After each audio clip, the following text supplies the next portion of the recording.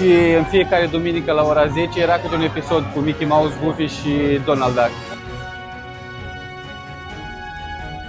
Primul castel care a fost dedicat tuturor prințeselor și nu doar uneia.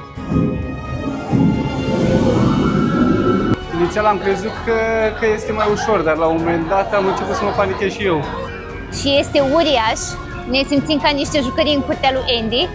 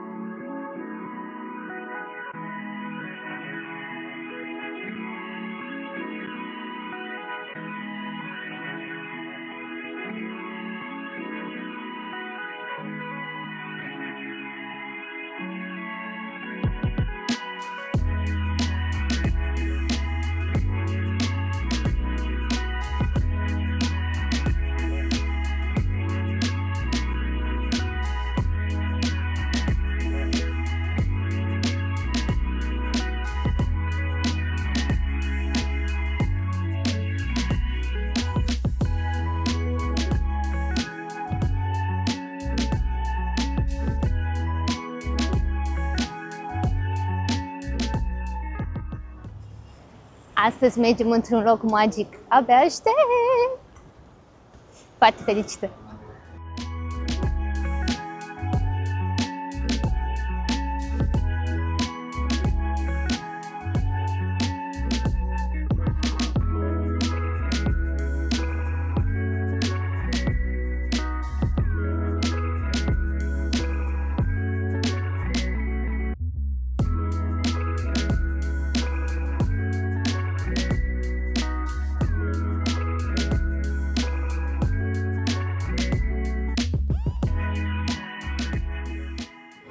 Noi stăm în centrul istoric al Shanghaiului și am decis să luăm un metrou până la Disney, pe care am plătit 5 yuan de persoană.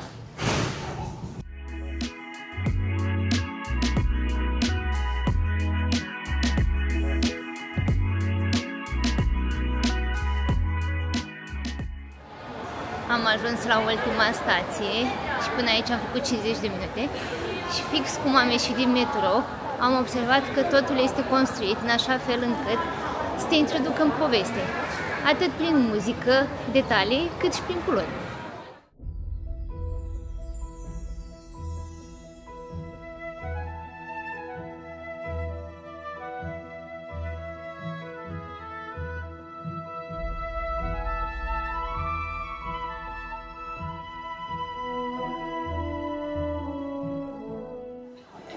Suntem în Shanghai Disneyland, cel mai nou parc Disney construit și primul din China continentală. Astăzi o să petrecem o zi întreagă în lumea poveștilor, așa că haideți în cea mai magică aventură alături de noi! Totul a început cu un vis. Un bărbat pe nume Walt Disney își privea fiicele jucându-se la caruselul din Griffin Park în Los Angeles. Era o zi de duminică obișnuită, dar atunci a venit ideea care avea să schimbe lumea pentru totdeauna. Un loc unde părinții și copiii pot trăi bucuria împreună.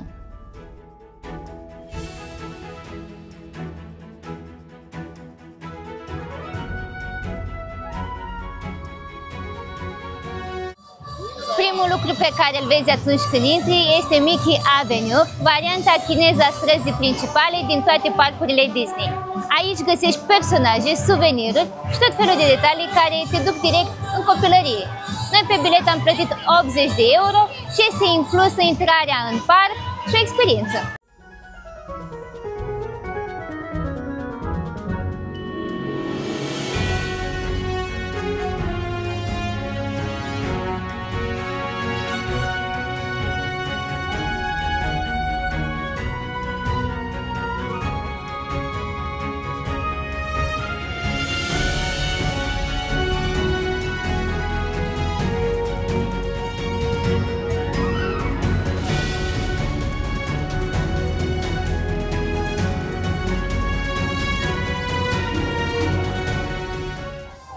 Un lucru pe care l-am văzut pe internet înainte să venim aici este faptul că dacă întrebi angajații de acest tip de sticker, ei ți-l pot oferi, așa că am primit și eu unul.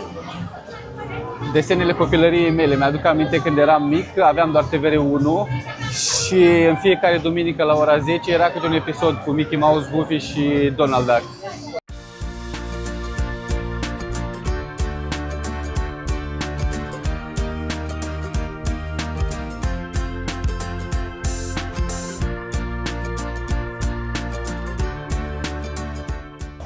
Cum v-am spus, pe această stradă găsiți tot felul de personaje. Noi am ales să facem poză cu Goofy și Pluto și chiar dacă am stat la coadă puțin, s-a meritat experiența.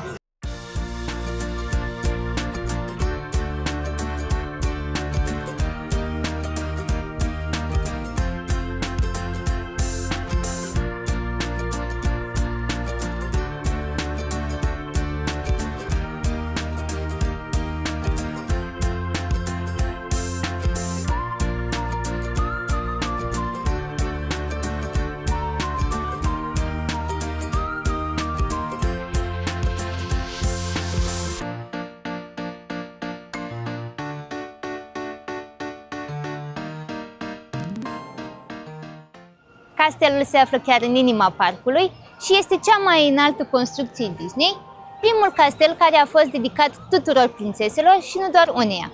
În interior se află restaurante, magazine și Crystal Grotto, o plimbare cu barca prin scene desprinse din povești clasice, cum ar fi Aladdin, Frumoasa și Bestia sau Mulan.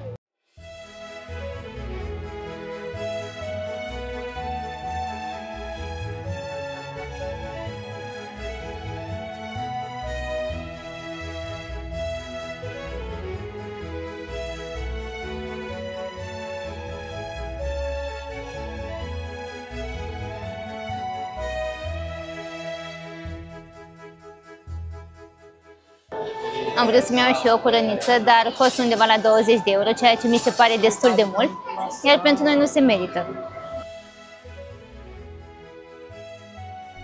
De la un carusel într-un parc din Los Angeles, la un castel luminat în inima Chinei.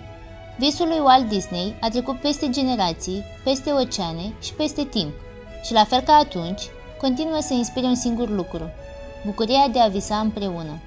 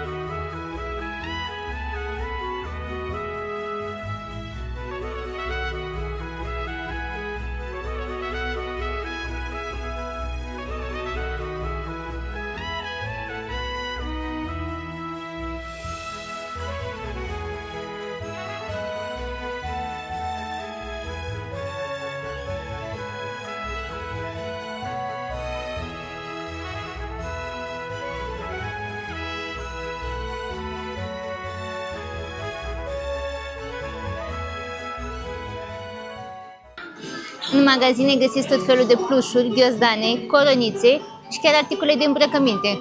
Să vedem cât ar costa unul așa. 139 de yuani. Cred că undeva la 15 euro. O să punem pe ecran.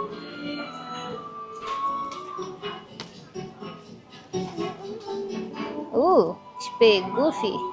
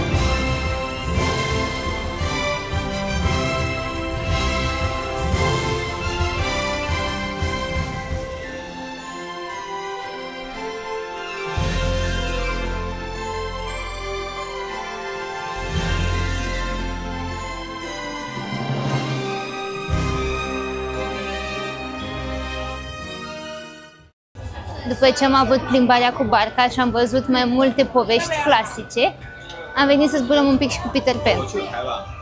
Și partea bună este că nici nu am stat foarte mult la cozi, ele au variat până acum între 10 și 15 minute.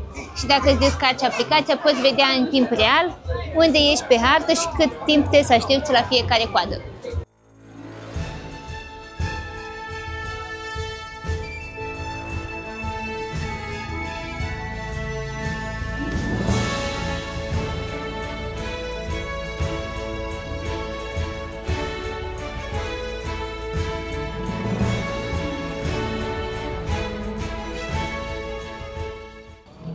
Din păcate nu s-a văzut prea mult de la Peter Pan, că a fost întuneric.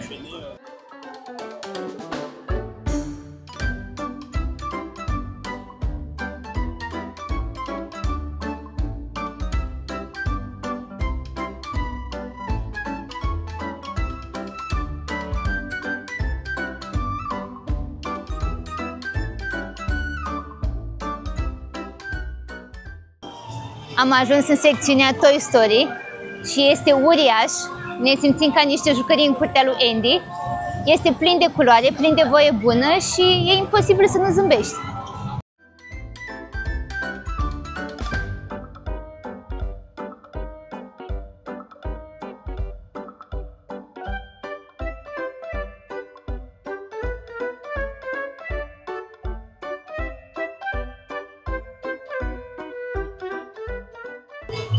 Ieri la aeroport ni s-a confiscat a doua baterie externă, chiar dacă trecusem deja de 2 ori cu ea, dar am rezolvat într-un fel și am trimis-o la hotel. Ea, din păcate, nu a ajuns până astăzi, așa că a trebuit să închiriem o baterie externă de aici. Din fericire, sunt foarte multe standuri unde poți găsi.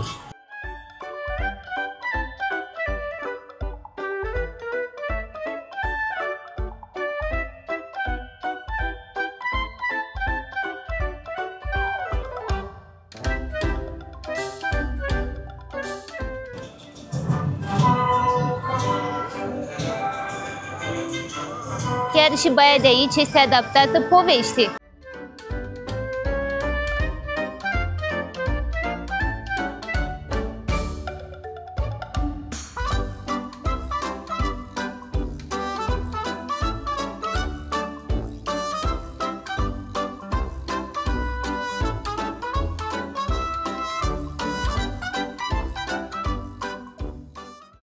Am ajuns în secțiunea Tron, poate cea mai futuristă din tot Disneyland-ul.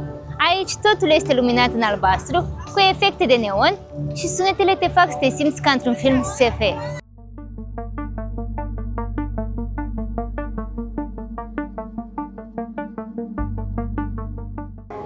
Aici se află experiența de care v-am zis că am plătit extra. Să vedeți ce ne așteaptă.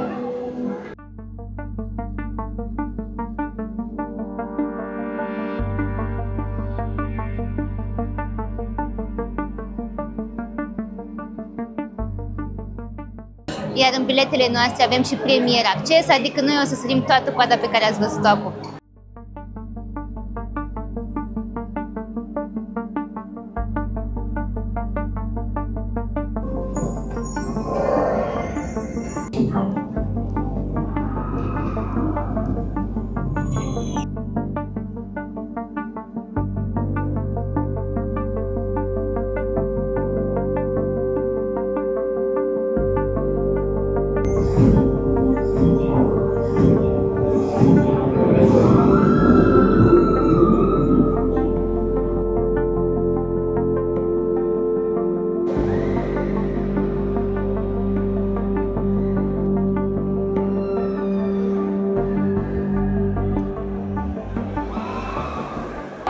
O experiență care te lasă efectiv fără cuvinte. Mi s-a făcut la un moment dat rău. Și cred că am mers cu peste 100 de km. Peste 100 de km la oră. Peste 100 de km la oră. Inițial am crezut că este mai ușor, dar la un moment dat am început să mă panichez și eu.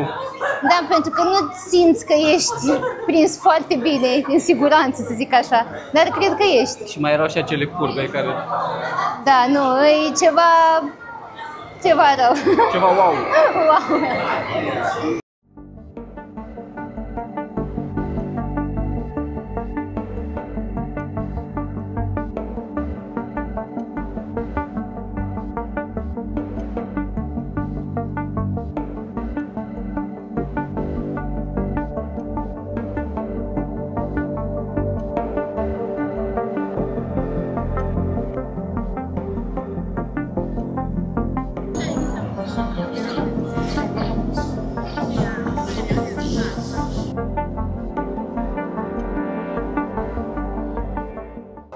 ieșire poți să-ți printezi poza care ți-au făcut-o în timpul cursei sau poți să-ți iei diferite suveniruri de aici.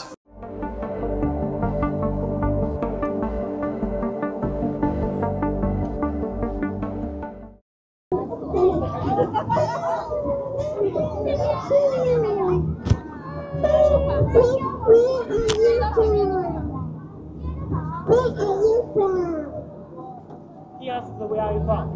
I'm from Romania. 也是罗马尼亚的。Oficial am avut o conversație cu un coș de gunoi.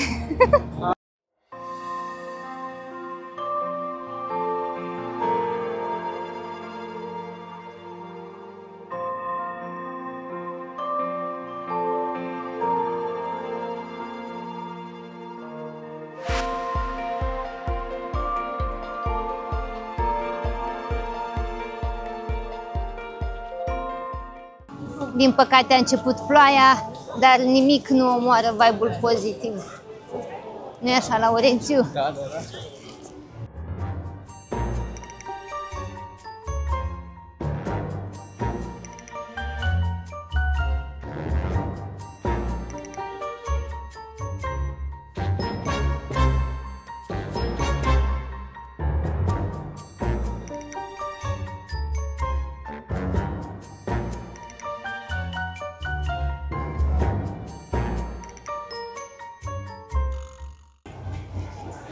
Chiar ești bucuroasă, nu?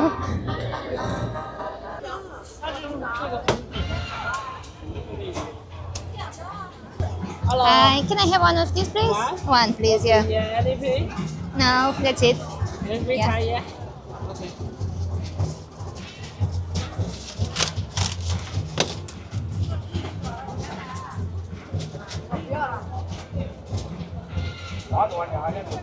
Okay. Oh, thank you, bye.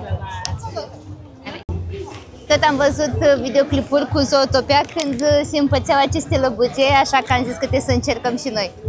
Mai mult eu.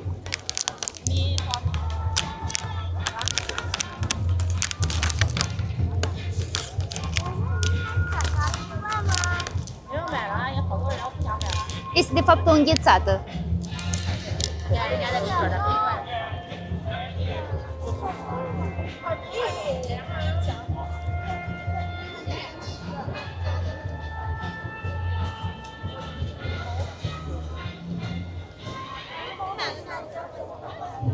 Nu pot să zic că are un gust wow. Are gust de fructe de pădure înghețate, dar am vrut să încerc și eu această experiență, această înghețată, să zic așa. Drăguță, nu? Apropo, aceasta a costat 45 de yuani.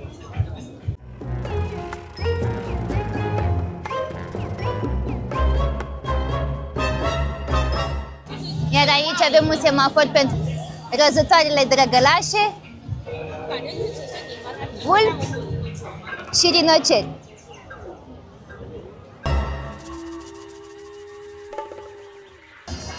Cea mai nouă zonă este Zootopia, care a fost inaugurată la finalul anului 2023 și recrează exact orașul unde animalele trăiesc ca și oamenii.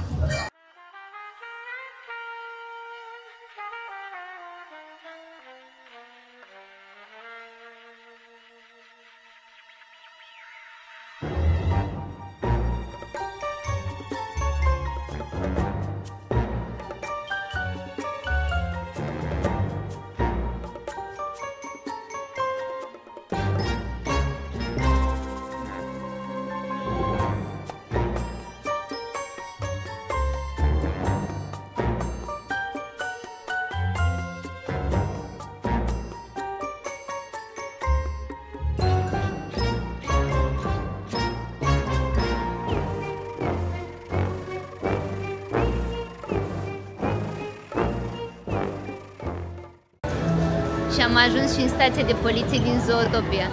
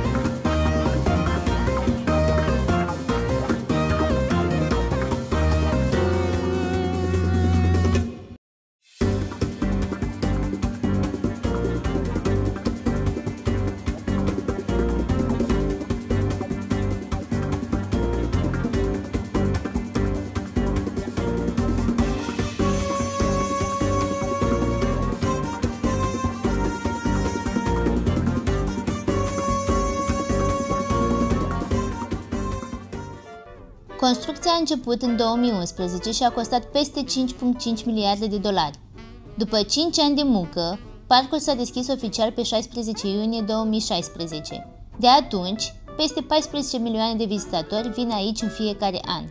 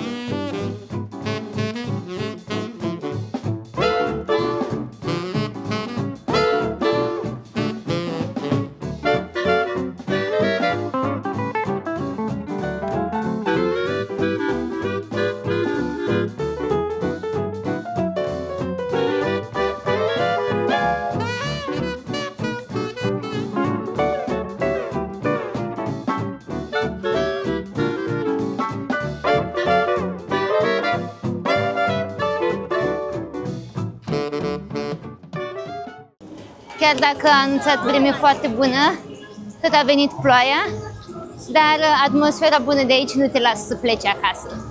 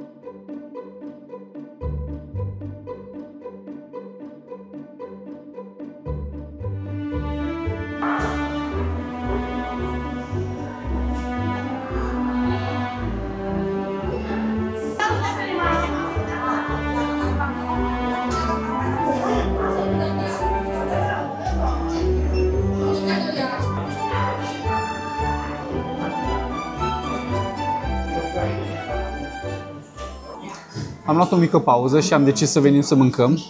Sunt câteva opțiuni acolo, dar noi am ales pizza. Eu mi-am luat o pizza cu porc. Arată foarte bine, sincer.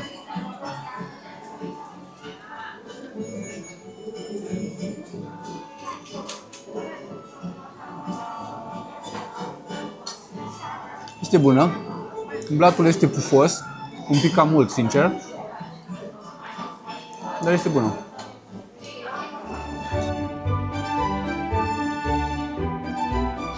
Eu nu am vrut să ies din tematica parcului, așa că mi-am luat o pizza cu Winnie the Pooh, dar mi-am dat seama acum că are ananas. Și mie nu-mi place ananasul, dar nu este nicio problemă, o să mănânc din pizza lui Laura. Pe 2 pizza și 2 băuturi am plătit 208 yuani. Hai totuși să dăm o încercare.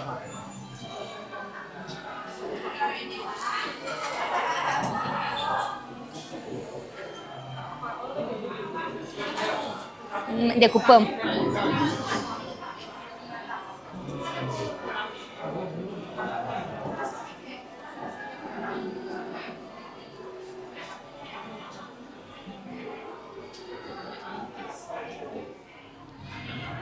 Mie nu-mi place ananasul, deci nu e bun.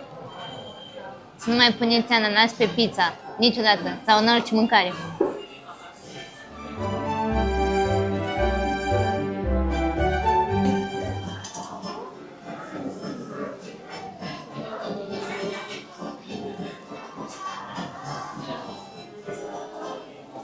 Nu-mi place pizza cu ananas, dar nu am de ales. Așa facem mereu, își comandă mâncare, deci dacă nu-i place, o mănânc eu. Am terminat de mâncat și se pare că ploaia încă nu s-a oprit, așa că o să mai stăm puțin aici până la spectacolul de artificii. Mi pare rău că nu am văzut toate zonele din acest parc, este efectiv uriaș locul, dar Nu cred că ți-ar ajunge o zi întreagă ca să le vizitezi pe toate. Teoretic ne-a mai rămas mina celor 7 pitici, pirații din Caraibe și mai este încă o zonă de tip junglă. Teoretic poți să-l termin pe tot într-o zi, dar din păcate trebuie să aștepți la cozi. Dacă azi dimineață timpul de așteptare era între 10 și 15 minute, acum ajunge și undeva la 2 ore, ceea ce este destul de mult. Dacă nu vreți să așteptați, vă luați bilet cu prioritate și săriți coada. Noi pentru o experiență de gen am plătit 30 de euro, ceea ce este destul de mult. Nu am venit pregătiți, așa că a trebuit să cumpărăm o pelerină să protejăm aparatura. Dar dacă și voi veniți nepregătiți, să știți că una este 6 euro.